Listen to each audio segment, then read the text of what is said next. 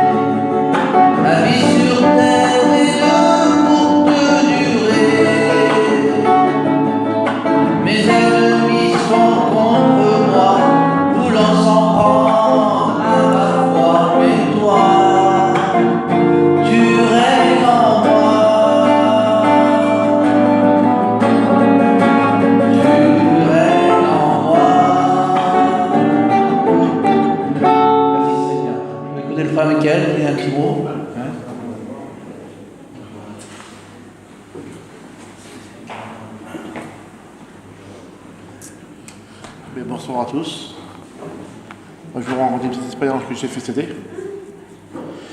J'ai toujours voulu connaître le début du réveil la vie catholique, chrétien, que j'attendais les vues qui disaient on était au bord d'un feu, il y avait le cantique, on avait 3 mots et on priait. J'ai toujours voulu écouter ça. Et là, c'était, on est parti en Alsace, on est parti sur une mission, et en fait, le monde, comme c'est des gens qui restent sur place, ils n'ont plus le droit de monter le chapiteau. Ça fait qu'on s'est mis à l'Écosse et on a discuté, on serait bien faire des petites réunions. Et là, on a fait des petites réunions en plein air, en dessous un arbre. C'était vraiment petit, c'est inexplicable comme c'était. Mais alors, la bénédiction du Seigneur qu'il y avait, c'était une chose inimaginable. D'en approcher au bord des petites choses là, à 4-5 mètres, on sentait la présence du Seigneur, qu'il enlevait tout sur nous, tout partait. Plus qu'on avançait sur la réunion, tous, et on sentait vraiment l'amour du Seigneur. Et on a passé tout l'été comme ça, on s'est régalé. Et il y avait un serviteur du Nord, et cet homme-là, je ne sais pas si c'est un envoyé de Dieu ou quoi, mais un garçon comme ça, c'était terrible. Et il est venu voir nous, et il a dit, j'ai un petit mot pour ta femme. Ben j'y viens, il est dans la campagne là-bas, il va parler. Ça fait qu'il a parlé à ma femme. Bon, c'est pour elle, ça. Et quand on a descendu de camping, j'ai dit, voilà, j'ai mon petit frère. Et je me suis senti à l'aise avec ce garçon. J'ai dit, voilà, moi, ça fait 11 ans que je suis chrétien. J'ai tout eu, j'ai bien niveau, mais je n'ai pas eu le baptême du Saint-Esprit. Ah, il m'a dit, t'as pas eu le baptême? Il me dit, viens, je vais te parler un peu. Ça fait qu'on a marché. Et là, il dit, viens, on va dans mon camping, il dit, on va parler de nous dans le camping. Il fait chaud, il dit, on va dans le camping.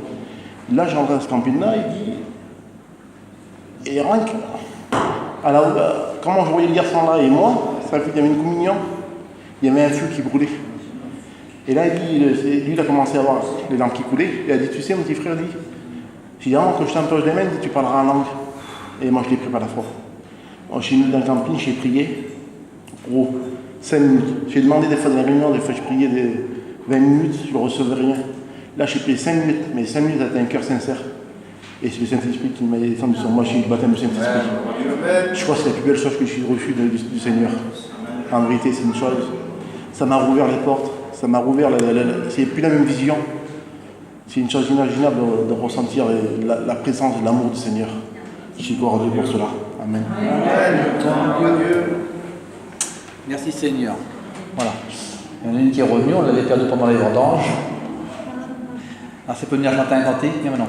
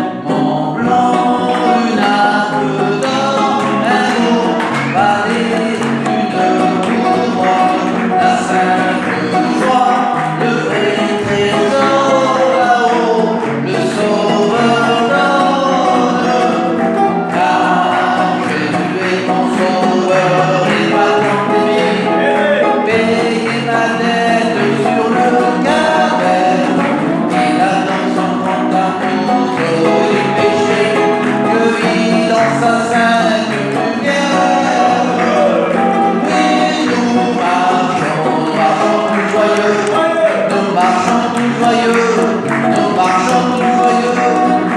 Oui, nous marchons tous joyeux, nous marchons tous joyeux vers les cieux. Le dimanche, je suis heureux, le lundi plein de joie, le mardi, j'ai la paix, que le monde ne l'est pas.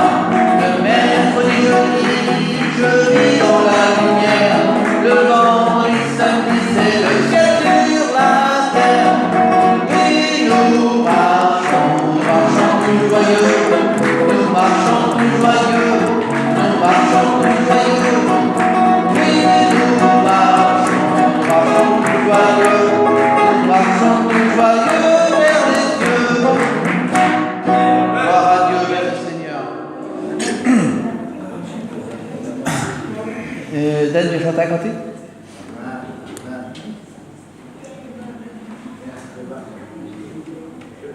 Ah, vas-y, c'est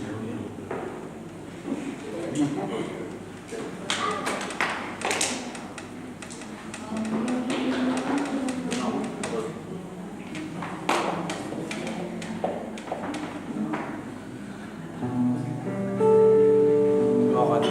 Bon, du temps qu'ils font l'électronique, hein. On va chanter dans un autre cantique. Les cloches sonnent.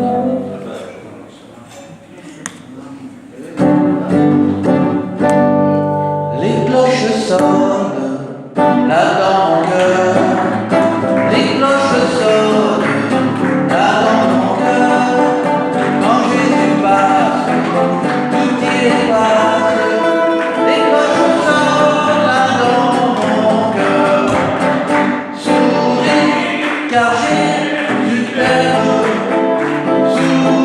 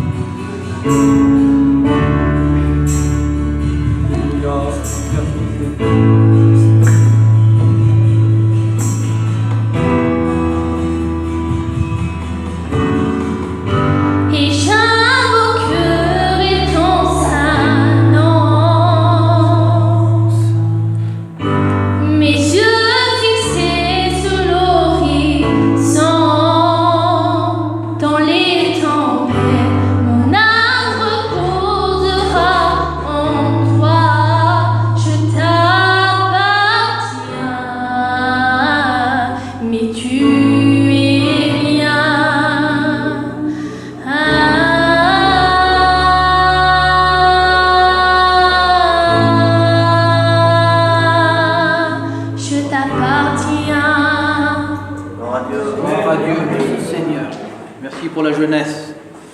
Merci. Puis j'écoute le cantique. C'est peut-être pas encore le cas, tu n'y appartiens pas encore, peut-être non.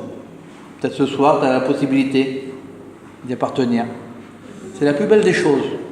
C'est la plus grande des choses d'appartenir au Seigneur. Vous voulez dire un petit mot?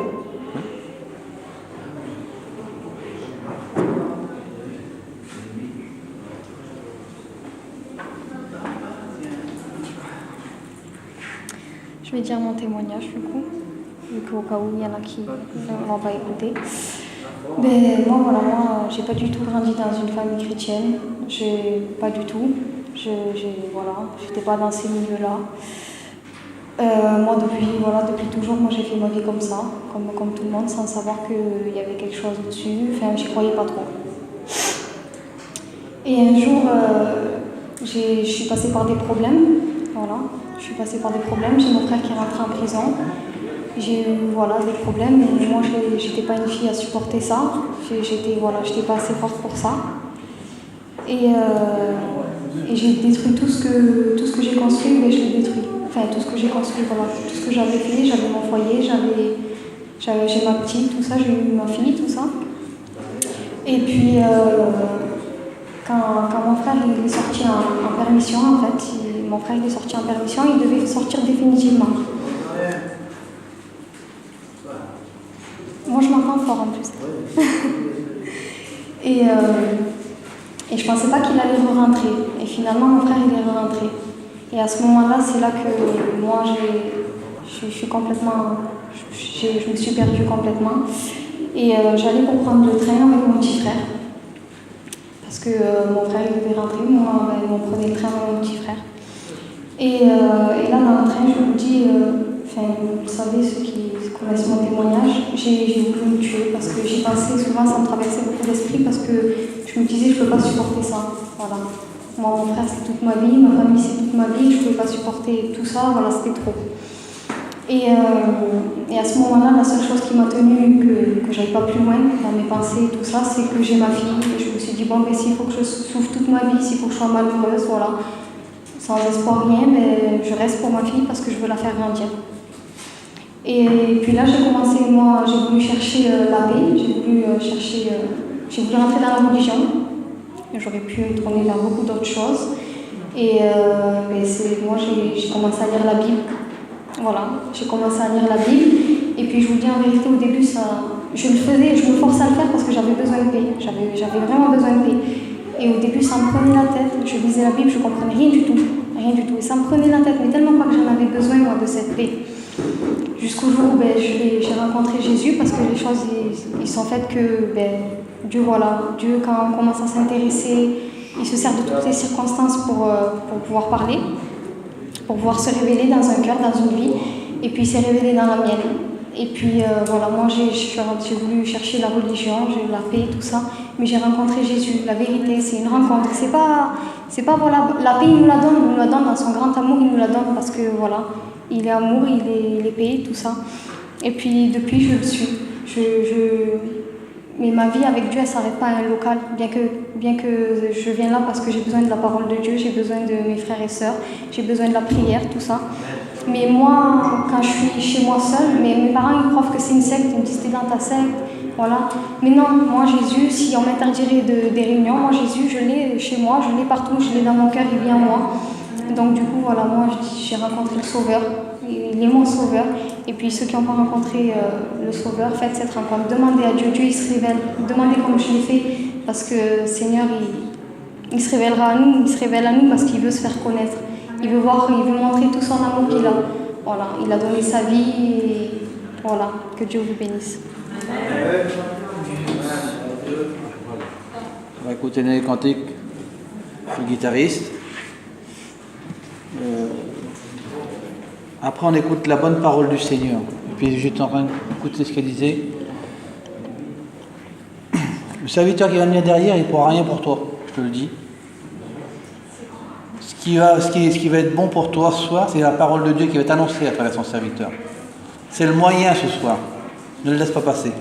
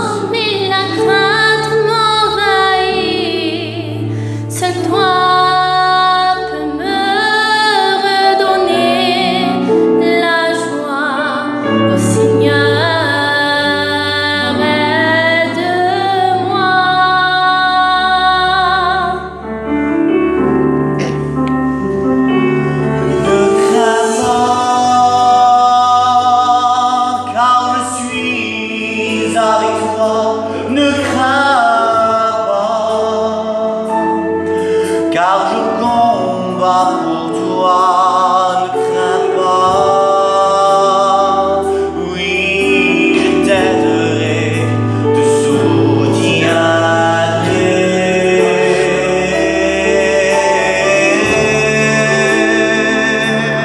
Ne crains pas,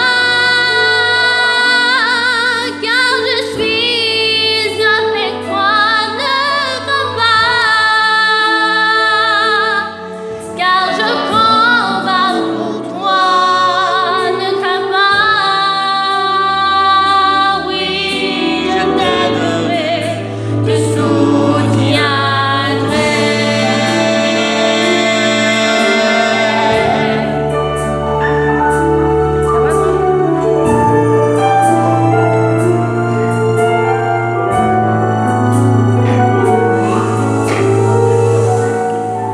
Seigneur, écoute ma prière.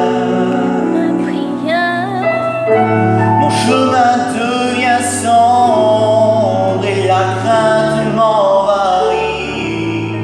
Seul toi peux me redonner la joie. Ô Seigneur, aide-moi.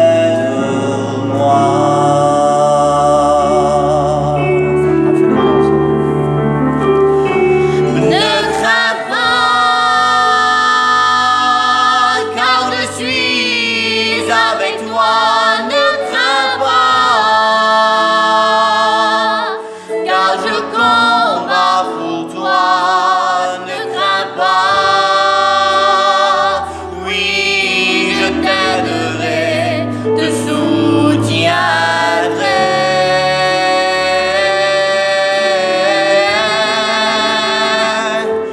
Ne crains pas, car je suis avec toi. Ne crains pas, car je combats pour toi. Ne crains pas, oui, je t'aiderai, te soutiendrai.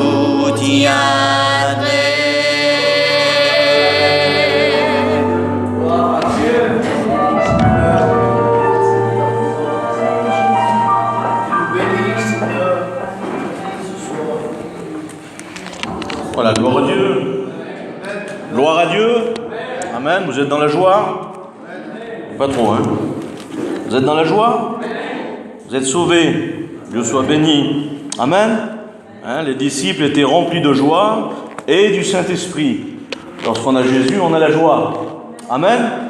Hein, que Dieu soit béni. Je suis heureux d'être parmi vous ce soir. J'ai médité 4 heures cet après-midi pour un message, et puis j'arrive là, regardez le message, je le mets là, et c'en est un autre. Vous voyez, des fois, il y a beaucoup de projets, il y a beaucoup de choses, hein, il y a beaucoup d'idées, mais nous savons une chose, c'est que ce sont les desseins de l'Éternel qui s'accomplissent. Est-ce que vous le croyez, ça? Je ne vais pas vous prêcher mes idées ce soir, ce que je pense, ça ne nous avancera à rien. Je crois que ça ne serait pas utile pour vous en vérité, parce que chaque homme sur la terre a son lot d'avis, a ses façons de voir, ses façons de faire. Mais au niveau de l'évangile, c'est pas comme ça que ça marche. Il y a des mouvements qui font des choses, mais au niveau de l'évangile, au niveau du salut, parce que je vais vous parler du salut ce soir, c'est la Bible qui nous enseigne qu'il y a un salut déjà. Donc on ne peut pas commencer autre chose qu'avec la Bible pour parler du salut. Le salut, ça veut dire action de mettre en sécurité. Si vous préférez, je m'arrête sur une heure de repos, après on priera le Seigneur, je m'arrête sur une heure de repos sur l'autoroute, et j'ai mon petit garçon qui court sur la route, sur l'autoroute. Qu'est-ce que je vais faire, moi? Qu'est-ce que vous allez faire, moi? Vous allez courir derrière. Déjà, vous allez crier. 1. 2, vous allez y courir après. Et vous allez de suite l'attraper, et qu'est-ce que vous allez faire? Sortir de la route. D'accord? C'est ça ou pas? Je me trompe? On parle ce soir, hein? Vous savez, c'est pas... On va casser un peu les clivages, c'est pas comme ça. On discute ensemble. Jésus discutait avec la foule, il discutait avec les disciples, et quand il annonçait la parole de Dieu, et les apôtres aussi le faisaient. Donc, qu'est-ce que je fais? Je cours, je prends l'enfant, et de suite, je le sors. Ça veut dire que je l'enlève du danger. Je le mets en sécurité. Ben c'est ça le salut. Le salut, ça veut dire aller chercher quelqu'un et le mettre en sécurité. Parce qu'il est en danger. On prie le Seigneur. Carlo, tu pries le Seigneur, hein, que Dieu soit béni. Sois béni, Seigneur. Sans lui, on ne peut rien faire. Hein. Sois béni, Seigneur, pour ta parole. C'est vrai, Seigneur, nous sommes dans la sécurité pour ta parole. Amen. Tu connais toutes choses, Seigneur. Tu connais le cœur de chacun. Tu vois, Seigneur, ces moments sont privilégiés. Nous avons la grâce d'écouter ta parole ce soir. Et ta parole est un moyen de salut. Alors maintenant, Seigneur, notre serviteur. Oui, Seigneur, on a tellement besoin de toi, Sauveur. La l'onction que tu lui as donnée, Seigneur, sers-toi de lui. Afin qu'il y ait la liberté de ta parole. Que ta parole soit un moyen de bénédiction. Que ta parole change une vie ce soir. Pour la gloire de ton nom, Seigneur, nous te disons merci. Amen.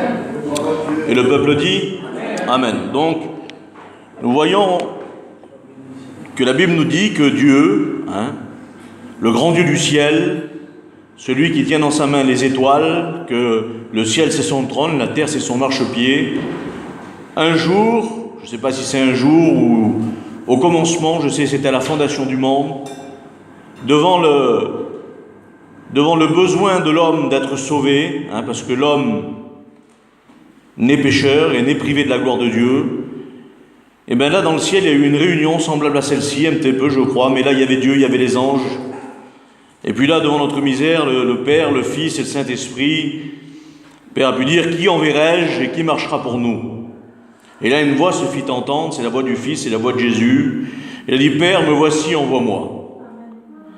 Ça veut dire que pour que ce salut soit possible, il a fallu qu'un jour Jésus descende sur la terre des hommes pour pouvoir nous sauver. Vous savez, dans le livre de l'Apocalypse, il est écrit, je le lis souvent ce texte, il est écrit « Heureux celui qui lit », c'est moi ce soir, « et heureux celui qui entend les paroles de ce livre et qui les garde ». Dans le vrai texte, avant de le prendre comme ça, c'est marqué comme ça, « Heureux, une bénédiction est réservée à celui qui lit, et une bénédiction est réservée à celui qui entend ». Ça veut dire que ce soir, il y a une bénédiction pour toi qui est là et qui entend la parole de Dieu. La valeur de la réunion ce soir, je vais mettre les choses de suite à leur place, que tu le veux ou que tu le veux pas, que ça te fait plaisir ou pas, c'est la même chose. La valeur de la réunion, c'est Jésus, c'est pas toi. Le but, par contre, c'est que tu puisses l'écouter et l'accepter. Ça, c'est le but de cette réunion. Cette réunion-là, elle y est parce que Dieu l'a voulu. Si Dieu n'aurait pas voulu cette réunion, mon Dieu à moi, il contrôle toutes choses. Même toi qui n'y appartiens pas, ce soir, mon Dieu à moi, le Dieu de mes frères et sœurs, contrôle ta respiration. Essaie de ne pas respirer. Essaie. Tu vas voir, tu ne peux pas. Il contrôle ta respiration. Il contrôle ta vie. Que tu le veux ou que tu ne le veux pas. Est-ce que vous voulez que je vous dise la vérité ce soir? Amen. Jésus a parlé à Pilate, et Pilate a dit, qu'est-ce que la vérité? Ben la vérité c'est simple, c'est là, vous voyez. Je suis le chemin, la vérité et la vie. Et nul ne va au Père que par moi. C'est Jésus qui l'a dit. Et dans le livre des Hébreux, il est écrit que Dieu, Jésus, n'est pas homme pour mentir. Ce qu'il dit, il l'accomplit, c'est la vérité. Alors des fois, la vérité, dans le monde, il y a un proverbe qui dit « Toutes les vérités ne sont pas bonnes à dire ». Mais dans l'Évangile, c'est pas comme ça. La vérité de la Bible, elle est bonne à dire et elle est bonne à entendre. Parce que c'est une bénédiction à qui écoute la vérité que Dieu dit. Et il est écrit dans le livre de Matthieu, chapitre 18 et verset 11, et c'est le thème de la Bible. Le verset central pour moi, c'est Jean 3,16, mais celui-là, il en fait partie. Il est écrit que le Fils de l'homme est venu chercher et sauver ceux qui étaient perdus. Ah oui, ça arrange pas tout le monde, ça. Ça, c'est un verset qui, moi, il me passait là. Quand je l'écoutais, il restait à travers la gorge, on va dire. Oui. Parce que pour savoir qu'on a besoin d'être sauvé, ben, il faut reconnaître qu'on est perdu. Ça démarre de là. Et tant qu'il n'y a pas cette attitude dans le cœur de savoir qu'on a besoin de Dieu pour être sauvé, eh bien, on reste dans notre état. Mais ce soir, je bénis Dieu parce que l'importance d'une réunion, dans une réunion, tout peut changer. J'ai assisté à une réunion, moi, et tout a changé. Et la plupart de mes frères et sœurs qui sont là, lorsqu'ils témoignent, ils ont assisté à une réunion. Pourquoi c'était cette réunion-là? Pourquoi c'était pas celle d'avant? C'est parce que Dieu c'était comme ça. Le cœur, il l'a dit tout à l'heure, pendant longtemps, il a eu un cœur sincère. Je crois que tu avais le cœur sincère aussi avant. Mais il y a le désir. Il y a ce désir de vouloir être béni. Et ça démarre de là. Il est marqué ça, dans une réunion, tout peut changer, j'ai marqué moi. Daniel 2, verset 21, il dit que Dieu change les temps et les circonstances. C'est-à-dire, une personne ce soir qui est rentrée ici captif. J'étais un fumeur. Peu importe, n'importe quelle passion. Dieu peut le délivrer. Qui t'amène les chrétiens? Une personne qui peut être abattue ce soir, que la difficulté de la vie est là, et que, vous savez, le monde ne fait pas de cadeaux. Je lisais un texte à l'heure, et puis je l'ai dit à Anzonzac la dernière fois, il est écrit que Ésaü revenait des champs accablé de fatigue. Le texte nous dit qu'Ésaü, c'est le petit-fils d'Abraham, c'est le fils d'Isaac. Il revient d'un endroit qui s'appelle les champs, et il est accablé de fatigue. Ça veut dire que dans l'endroit où il était, dans les champs, il y a quelque chose qui l'a fatigué. Alors j'ai regardé, c'est quoi le champ? Le champ, Jésus dit, Matthieu 13, verset 38, il dit que le champ, c'est le monde. Donc le monde avait fatigué Ésaü. Et il l'avait accablé de fatigue. Alors qu'est-ce qu'il y a dans le monde qui fatigue les gens? Genèse 3, verset 1er. Le serpent était l'animal le plus rusé des champs que l'Éternel Dieu avait créé. Donc dans les champs, il y a le serpent, c'est le diable. Il est là, il fatigue les gens et les gens sont accablés de fatigue. Et le prophète Jérémie va dire, n'allez pas dans les champs parce que c'est là que se trouve le glaive de l'ennemi. Oui, le diable, il veut que toutes les personnes soient sauvées, soient perdues, pardon. Il veut que toutes les personnes soient perdues. Et Jésus veut que toutes soient sauvées. Que Dieu soit béni. Quelle différence, il est bon le Seigneur, Que Dieu soit béni. Et quelqu'un de malheureux ce soir-là, il peut trouver le bonheur. Et je vous l'ai dit, quelqu'un qui ne connaît pas Dieu encore, il peut ressortir d'ici béni et sauvé. Je ne sais pas si vous imaginez ce que c'est d'être sauvé. C'est quelque chose de grand d'être sauvé. Que Dieu soit béni. Jérémie 31, verset 17. Qu'est-ce qu'il y a à la réunion ce soir? Qu'est-ce que je vous ai dit qu'un jour dans le ciel, Jésus est descendu, on va le voir après. Et bien pour ça, il va dire, Jérémie, l'Éternel dit, c'est l'Éternel qui le dit, il y a encore de l'espérance pour ton avenir, dit l'Éternel. Parce que je connais les projets que j'ai fermés pour toi, ce sont des projets de paix et non de malheur, afin de vous donner de l'avenir et de l'espérance. Oui, toi qui es là ce soir, tu as le droit d'être sauvé. Tu as le droit. Il n'y a pas de condamnation pour toi. Tu as le droit ce soir à être sauvé. Tu as le droit. Parce que pourquoi je vous dis ça? Parce que dans la réunion ce soir, il va y avoir deux catégories de personnes. Et ça a toujours été comme ça. Lorsque Jésus passait dans les villes et les villages, il y avait toujours deux catégories de personnes. On va dire, il y a ceux qui l'acceptaient, et puis il y a ceux qui le refusaient. Et Dieu, dans le plan de Dieu, Dieu veut que tous les hommes soient sauvés, mais il laisse l'homme libre. C'est pas un dictateur, le Seigneur. Il laisse l'homme libre de l'accepter ou de le refuser. C'est l'homme qui a le choix. Que Dieu soit béni. Alors on va lire ensemble, vous allez voir ce que je vais vous dire. Matthieu, chapitre 4, verset 23. Il est écrit, Jésus parcourait toute la Galilée, enseignant dans les synagogues, prêchant la bonne nouvelle du royaume et guérissant toute maladie et toute infirmité parmi le peuple. Sa renommée se répandit et on lui amenait tous ceux qui souffraient de maladies et de douleurs de divers genres, des démoniaques, des lunatiques, des paralytiques, et il les guérissait. Une grande foule le suivait de la Galilée, de la Décapole, de Jérusalem, de la Judée et d'au-delà du Jourdain. Amen. Alors dites-moi entre nous ce soir, est-ce que ça a changé? Est-ce qu'à l'heure d'aujourd'hui, Jésus n'attire pas toujours les foules?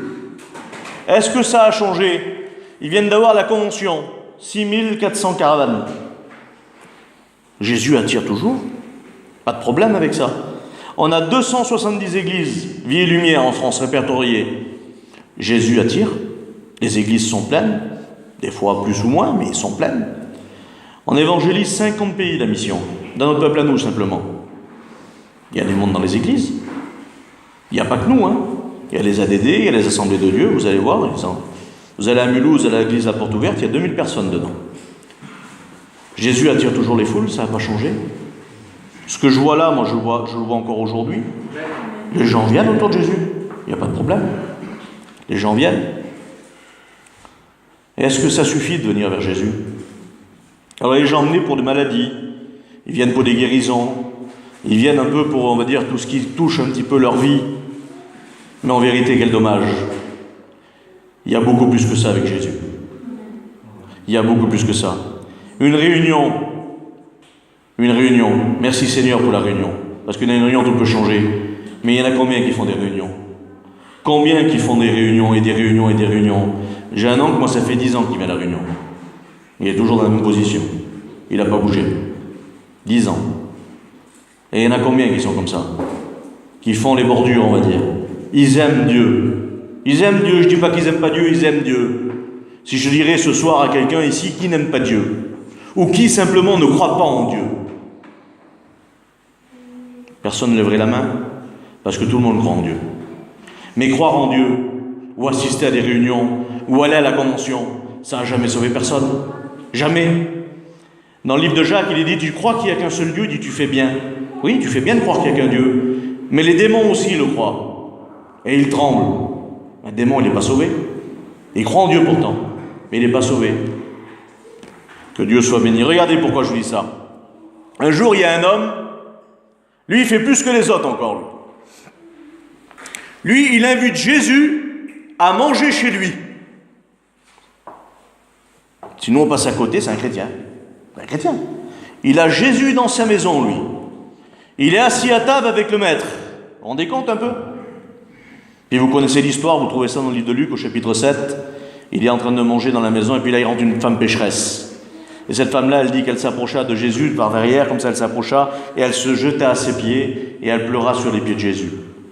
Et là, le Seigneur l'a regardé cet homme-là, il a dit, Simon, il dit, je suis rentré dans ta maison, tu ne m'as pas donné d'eau pour me laver les pieds. Il dit, mais elle pleure sur mes pieds, et puis elle les essuie avec ses cheveux. Il dit, tu n'as pas versé d'huile sur ma tête, mais elle a répandu du parfum sur moi.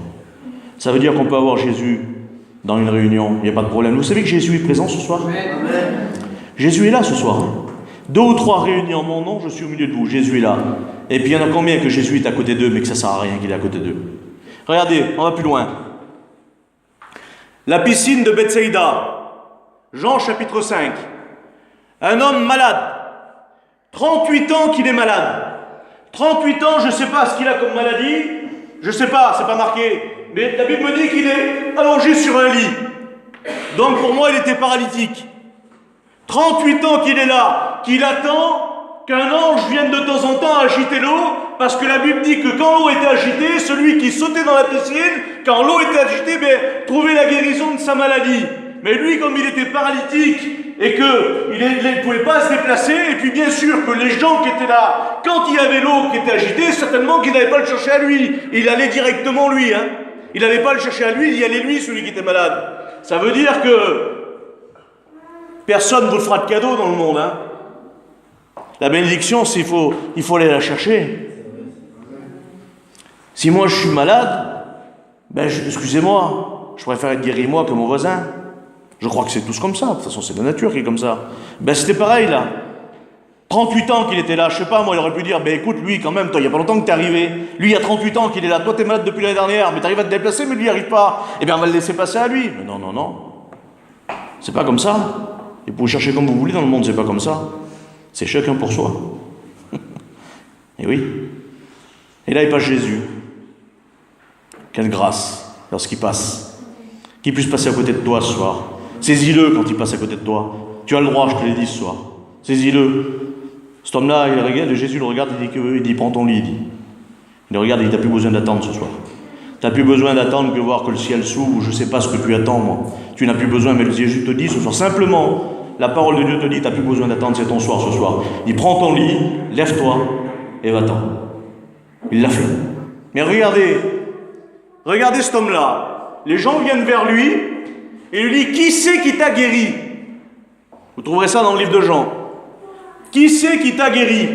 savez ce qu'il répond, lui? Je sais pas. 38 ans qu'il est malade. Jésus passe, il le guérit. Il demande qui c'est qui l'a guéri, il ne sait pas. Si c'est moi qui me guéris 38 ans malade, je ne le lâche plus. Je ne le lâche plus. Comment tu t'appelles, où tu habites, c'est quoi ton... Mais tout, je veux tout savoir, moi. Tu m'as guéri, je veux tout savoir de toi. Ça fait 38 ans que je suis malheureux, 38 ans que je suis dans la misère, 38 ans, imaginez-vous ce que c'est 38 ans. Alors je ne sais pas s'il était né comme ça. 38 ans, et puis là, Jésus le guérit, et lui, il ne sait pas. Il n'y a qu'après... Vous lirez son histoire, vous verrez qu'il est dans le temple, et là Jésus se représente à lui, et là il l'accepte. 38 ans. Les 10 lépreux. Les 10 sont lépreux, sont malades. Ils viennent vers le Seigneur, les 10. Le Seigneur les guérit, les 10. Ils repartent. Sur les 10, combien il y en a qui sont revenus? Un seul. Les autres 9 n'ont pas été guéris. Ils ont été guéris, mais ils n'ont pas été sauvés. Ils ont été guéris pourtant. Ça veut dire qu'on peut être guéri sans être sauvé. Oui, pas de problème. On peut être guéri sans être sauvé. Pas de souci. Ils ont été guéris. Regardez un peu plus loin. Multiplication des pains. 5000 personnes. Sans compter les femmes et les enfants. 5000 hommes. Alors je ne sais pas s'ils avaient chacun une femme, 2 enfants, ça fait 20 000 personnes. S'ils avaient une seule femme, chacun, 10 000. Une femme, un enfant, 15 000. Je ne sais pas, mettez le chiffre que vous voulez, c'est pas important. Mais ce qui est important, c'est qu'il y en avait minimum 5 000. Et le Seigneur leur a donné du pain, il les a guéris, il les a bénis, il a fait tout ce qu'ils voulaient pratiquement. Tout ce qu'ils sont venus lui demander, il leur a donné. Et juste après cela, vous lirez, Matthieu 14, verset 22, juste après ça, il leur dit, passons de l'autre bord maintenant. Vous savez combien il y en a qui sont passés de l'autre côté? Sur 20 000, 30 000, 40 000, 10 000, je ne sais pas combien vous voulez. 12. Vous n'avez pas été guéris les autres? Vous n'avez pas été bénis? Ça veut dire qu'on peut très bien être dans une réunion. Ça veut dire qu'on peut très bien côtoyer des chrétiens. On peut aller à la convention, on peut aller partout. Et j'en connais plein, moi. Mais ça veut pas dire qu'on a accepté Jésus pour autant. C'est pas comme ça que ça marche. Vous savez pourquoi je vous dis ça? Alors je vous dis tout à l'heure que je voulais vous dire la vérité. Je vous l'ai dit toujours. Amen, ça vous intéresse? Alors regardez, la vérité c'est quoi? Ézéchiel 33, verset 6. Si la sentinelle, c'est moi ce soir la sentinelle, voit venir l'épée, la fin du monde est proche, mes frères et sœurs, la fin de l'Église, la fin de la grâce est proche. Si la sentinelle voit venir l'épée et ne sonne pas de la trompette, et si le peuple n'est pas averti, celui-ci périra à cause de son iniquité. Mais je redemanderai son sang à la sentinelle. C'est-à-dire, si moi je ne vous dis pas ce que la Bible me dit de vous dire, le Seigneur me redemandera le sang. Mais il va dire cela, si tu avertis le méchant, toi, parlant pour moi, tu sauveras ton âme. Vous savez, c'est quoi le méchant dans la Bible, hein? C'est pas celui qui casse tout. Le méchant dans la Bible, c'est celui qui refuse Dieu. Dieu l'appelle le méchant. Alors il va dire, chapitre verset 11, dis-leur, je vous le dis ce soir. Devant la parole de Dieu, je suis obligé de vous le dire ce soir. Alors des fois, c'est un peu difficile. Dis-leur, je suis vivant, dit le Seigneur, l'Éternel. Ce que je désire, c'est le désir de Dieu, ça. Ce n'est pas que le méchant meure, mais c'est qu'il change de conduite et qu'il vive. Amen. Alors des fois, la parole de Dieu, elle est pas dure, la parole de Dieu, mais elle touche. La Bible déclare que c'est une épée qui est capable de transpercer le cœur d'une personne, une épée qui est capable de séparer ce qu'il y a dans le cœur, c'est-à-dire de mettre en lumière ce qui est caché. Vous savez, une fois, je me suis fait mal au bras, là, à la gadji, moi je l'avais dit à ma femme, ça, elle m'a donné une bouteille d'alcool. Je m'avais bien coupé le bras, là, bien coupé. Ça saignait, bien coupé, je vous montrerai si vous voulez. Et la gadji, elle me dit, monsieur, venez voir, elle dit, je vais vous soigner. Elle m'a sorti, voilà la bouteille d'alcool jaune. Vous avez vu l'alcool jaune, la vraie jaune, là. Quand je l'ai vu, j'ai fait ça. Ça va me faire mal. Et oui. Ça brûle l'alcool, non? Vous êtes d'accord sur le mal? Elle a dit, monsieur, ça va vous brûler, mais ça va vous faire du bien. Ça va vous désinfecter. Ah bon? Oui. Ben, des fois, c'est ça la parole. Vous savez, je ne vous passerai pas de pommade ce soir, moi. Je vais vous dire la vérité de l'évangile. La vérité de l'évangile, c'est que le Fils de l'homme est venu chercher et sauver ce qui était perdu. Et pour être sauvé, ben, il faut se reconnaître perdu. Alors, qu'est-ce qu'il faut faire? Qu'est-ce qu'il faut faire alors? Eh bien, c'est le premier message de Jésus. Matthieu 4, verset 17. Il va dire, repentez-vous, car le royaume des cieux est proche. Premier message des apôtres, acte 2, verset 38, Pierre, repentez-vous et que chacun de vous soit baptisé au nom du Seigneur Jésus-Christ à cause du pardon des péchés. Alors se repentir, pourquoi? Pourquoi se repentir? Bien parce que la Bible nous parle, la Bible nous enseigne qu'il y a 2 endroits. Bientôt la porte de la grâce va être fermée là. Il va y avoir ce qu'on appelle l'enlèvement de l'église, puis après il va y avoir la parousie, puis après il va y avoir le millénium, et après il va y avoir le jugement dernier, le trône blanc, vous connaissez ça. Eh bien il va y avoir 2 endroits où passer l'éternité. Un près de Dieu et un loin de Dieu. L'endroit qui est près de Dieu, c'est le paradis. L'endroit qui va être loin de Dieu, il n'est pas créé encore, c'est l'enfer. C'est les temps de feu, c'est les temps de soufre. C'est l'endroit où on regrette. C'est l'endroit où il n'y a plus de lumière. C'est l'endroit où il n'y a que les ténèbres. C'est l'endroit où même la Bible déclare que le ver ne meurt pas. Seigneur, c'est dur la parole ce soir. Hein. Oui, mais c'est la Bible. Mais je te l'ai dit ce soir au départ, il y a de l'espérance pour toi ce soir. Parce que tu as la possibilité d'accepter Jésus. L'endroit vilain là, je vais vous dire quelque chose, même les démons ne veulent pas y aller. Luc 8, verset 31, ils prièrent Jésus de ne pas les envoyer dans l'abîme. Et vous connaissez l'histoire du jeune homme, du riche, du mauvais riche et de Lazare. Déjà, il dit, Père Abraham, regardez, on a une idée de ce qui va se passer. Parce que la Bible est là pour nous enseigner. Il est écrit que toute écriture est inspirée de Dieu, soufflée hors de Dieu, utile, pour quoi faire? Pour corriger certaines personnes, pour corriger de direction, de trajectoire. Dieu, je vous l'ai dit, il ne veut pas la mort du pécheur, mais il veut qu'il se repente et qu'il vive. Pourquoi qu'il a part à cet endroit-là? Vous ne voulez pas y aller là-dedans? Que Dieu le sait dans le ciel, moi, vous ne voulez pas y aller, c'est impossible de vouloir aller là. Même les démons, il dit qu'ils prièrent Jésus de ne pas les envoyer dans l'abîme. Vous savez ce que c'est l'abîme? Une abîme, c'est l'endroit où il n'y a pas de fond. C'est l'endroit où on ne peut pas déterminer le fond qu'il a. Ça s'appelle une abîme. Et la grâce de Dieu est là. La grâce de Dieu est là pour vous sauver ce soir, que Dieu soit béni. C'est les temps de feu, lieu de souffrance éternelle. Que Dieu soit béni. Mais alors comment faut faire, tu vas me dire? On va rentrer. Comment faut faire? Comment faut faire? Ben, le texte nous dit repentez-vous. Mais comment on fait pour se repentir? Je ne le savais pas, moi. Vous le savez, vous? Peut-être vous le savez? Vous le savez? Sûrement qu'il y en a qui le savent, mais moi je ne le savais pas. Quand j'écoutais se repentir, je ne savais pas. J'étais ignorant, je ne savais pas. Qu'est-ce qu'il faut faire pour se repentir? C'est demander pardon à Dieu. Je demande pardon et je ne vais pas m'en faire. Je suis sauvé, c'est ça, demander pardon à Dieu. Mais ça, je sais que vous l'avez fait. Qui c'est qui n'a pas demandé pardon à Dieu ce soir-là? En cachette, ou derrière dans son camping ou dans sa voiture. Je demande pardon. Mais si c'est que ça, alors je demande pardon, mais il n'y a pas de problème. Mais c'est pas ça la repentance. Vous savez ce que c'est la repentance? La repentance, c'est une tristesse profonde de ces péchés qu'on éprouve devant Dieu. C'est de savoir la repentance. De savoir, c'est là la repentance. De savoir que le Fils de Dieu, qui était dans le ciel, que les anges le servaient, lui qui n'a jamais péché, lui qui faisait le désir de son Père, il nous déclare, qu'il est descendu sur la terre des hommes, là, et de subir ce que nous, on devait subir. Parce que le prophète Ésaïe va dire que le châtiment qui nous était réservé à nous, il est tombé sur lui. Et c'est par ses meurtrissures que nous sommes guéris. Oui, le Fils de Dieu un jour est venu sur la terre des hommes. Et là, à Jérusalem, quand vous allez à Jérusalem, vous descendez à la vallée du Cédron. Et juste en face, vous avez le jardin de Gethsémane. Vous avez le jardin de Gethsémane. Et là, dans le jardin, déjà, ça a commencé. Dans le jardin, il dit, les hommes de Caïphe, ils sont venus le chercher. Avec Judas, avec une cohorte. Et là, ils l'ont emmené chez Caïphe dans la nuit. Il l'a emmené chez Caïphe. Et pendant qu'il l'amenait chez Caïphe, il y mettait déjà des coups de poing. Pendant qu'il l'amenait chez Caïphe, il tapait déjà. Et en l'amenant chez Caïphe, Caïphe l'a renvoyé. Il l'a envoyé chez Pilate. Il l'a amené chez Pilate. Il l'a emmené chez Pilate. Et Pilate l'a questionné. C'est là qu'il lui a dit, je vous dis tout à l'heure, qu'est-ce que la vérité? Et là, Pilate n'a trouvé rien contre lui.